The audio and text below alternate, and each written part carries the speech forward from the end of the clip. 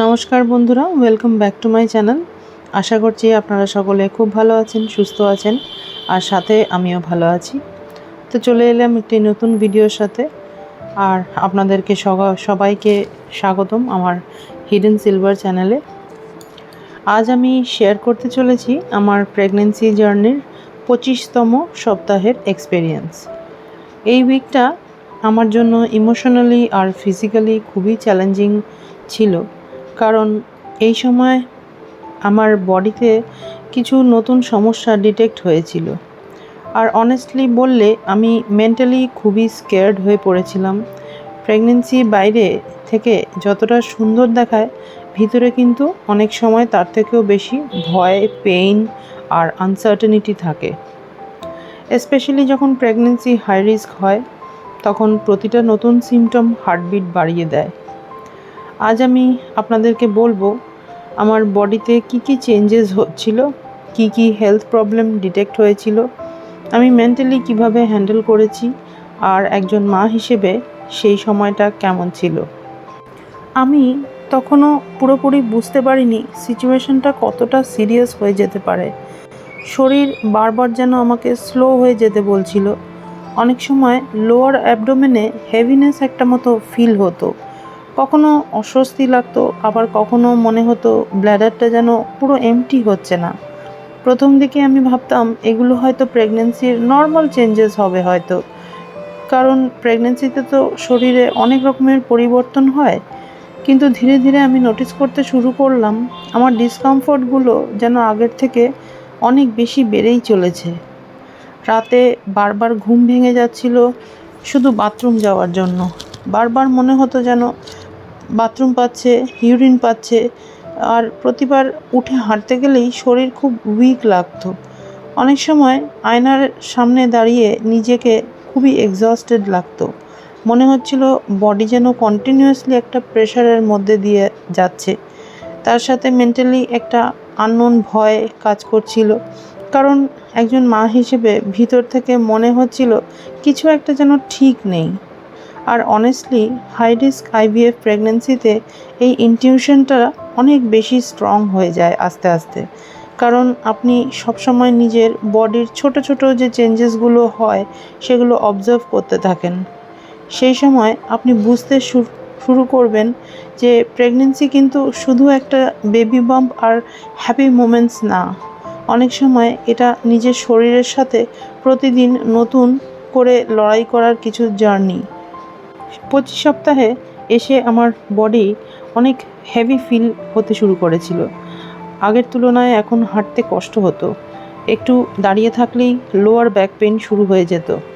পেট অনেক বড় হয়ে যাওয়ার কারণে স্লিপিং পজিশন কমপ্লিটলি চেঞ্জ হয়ে গিয়েছিল।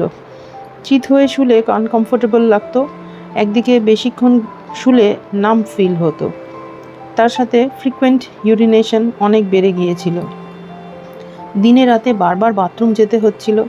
অনেক সময় ব্ল্যাডার পুরো এমটি হচ্ছে না এরকম বলেও মনে হতো। আমি তখন ভাবতাম এটা হয়তো নর্মাল প্রেগনেন্সির একটা কোনো সিমটম হবে হয়তো, কিন্তু ভিতরে ভিতরে বডি অন্য কিছু সিগন্যাল দিচ্ছিল। এই উইকে আমার উইকনেস অনেক বেড়ে গিয়েছিল। সিঁড়ি উঠলে ব্রেথলেস লাগতো, একটু কাজ করলেই মনে হতো টায়ার্ড ফিল হচ্ছে। অনেক সময় মাথাও ঘোরে, এনার্জি একদম কমে গিয়েছিল। আমি নোটিস করছিলাম অ্যাপেটাইট কমে যাচ্ছে, বডি খুব ড্রেইনড লাগছে, রাতে ঘুমটাও প্রপারলি হচ্ছে না। ইমোশনালিও আমি খুব আনস্টেবল হয়ে পড়েছিলাম, কারণ প্রেগনেন্সিতে যখন বডি আনইউজুয়াল বিহেভ করতে শুরু করে তখন অটোমেটিক্যালি মাইন্ডে না একটা ভয় চলে আসে। স্পেশালি আইভিএফ প্রেগনেন্সিতে ভয় আরও বেশি হয়, কারণ এই বেবির জন্য অনেক বছর আমি ওয়েট করেছি।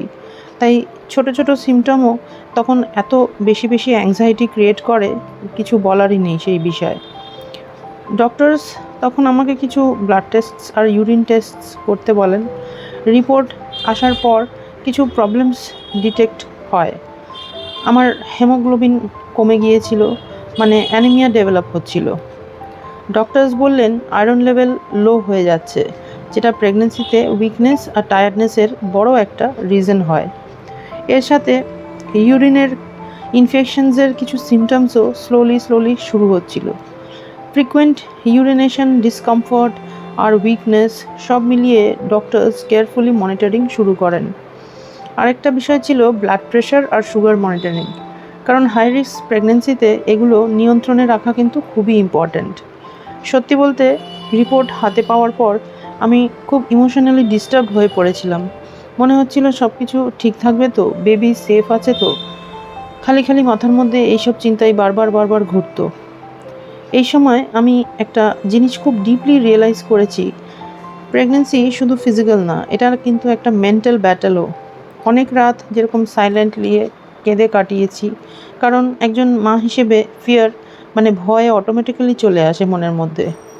যখন বডিতে প্রবলেমস ডিটেক্ট হয় তখন মাইন্ড সবসময় একটা ওয়ার্স্ট সিনারিও ভাবতে শুরু করে। কিন্তু একটা জিনিস আমাকে বারবার স্ট্রেংথ দিয়েছে, সেটা হচ্ছে বেবির মুভমেন্ট। যখন বেবি কিক ফিল করতাম তখন মনে হতো না, আমাকে স্ট্রং থাকতেই হবে। ডক্টরস আমাকে বলেন রেস্ট নিতে, আয়রন মেডিসিনস রেগুলারলি খেতে, হাইড্রেটেড থাকতে, বিপি আর সুগার রেগুলারলি মনিটর করতে, স্ট্রেসটা কম নিতে। আমি স্লোলি বুঝতে শুরু করি প্রেগনেন্সিতে বডি হেল্প চাইলে সেটা ইগনোর করা উচিত না, কারণ অনেক সময় ছোট সিমটমসই বড় সমস্যার একটা আর্লি সাইন হতে পারে। আজকের ভিডিওতে আমি আমার প্রেগনেন্সির উইক 25-এর রিয়েল এক্সপিরিয়েন্স আপনাদের সাথে শেয়ার করলাম। যদি আপনি প্রেগনেন্সি জার্নিতে থাকেন তাহলে প্লিজ নিজের বডির সিগন্যালসগুলো কিন্তু কখনোই ইগনোর করবেন না। রেস্ট নিন, টেস্টসগুলো সময় মতো করুন, আর মেন্টালি পজিটিভ থাকার অবশ্যই চেষ্টা করুন। ভিডিওটা যদি হেল্পফুল বা আপনাদের নিজেদের সাথে রিলেটেবল লাগে তাহলে লাইক, শেয়ার আর সাবস্ক্রাইব করতে কিন্তু ভুলবেন না আমার এই হিডেন সিলভার চ্যানেলে। কমেন্টে জানাবেন আপনাদের প্রেগনেন্সি জার্নির সবচেয়ে ডিফিকাল্ট পার্ট কোনটা ছিল। আমারটা তো আমি আপনাদেরকে জানালামই, এবার আপনাদের থেকেও কিছু শুনতে চাই। আর যদি আপনারও প্রেগনেন্সিতে কোনো আনইউজুয়াল সিমটম, ভয় বা ইমোশনাল স্ট্রাগল হয়ে থাকে তাহলে সেটা কমেন্টে শেয়ার করতে পারেন। আমরা সবাই একে অপরের এক্সপিরিয়েন্স থেকে অনেক কিছুই শিখতে পারি। আর যারা সাইলেন্টলি আইভিএফ জার্নি বা হাই রিস্ক প্রেগনেন্সির মধ্যে দিয়ে যাচ্ছেন তাদের জন্য অনেক ভালোবাসা আর প্রেয়ার্স রইল। মনে রাখবেন এই জার্নি কঠিন হতে পারে, কিন্তু একজন মায়ের শক্তি, তার ফিয়ার এর থেকেও অনেক বড় হতে পারে। নিজের যত্ন নিন, ভালো থাকুন আর বেবির জন্য সবসময় পজিটিভ থাকার চেষ্টা করুন। ততক্ষণ আপনারা সবাই খুব ভালো থাকবেন, সুস্থ থাকবেন। দেখা হচ্ছে পরবর্তী নতুন একটি ভিডিওর সাথে। নমস্কার।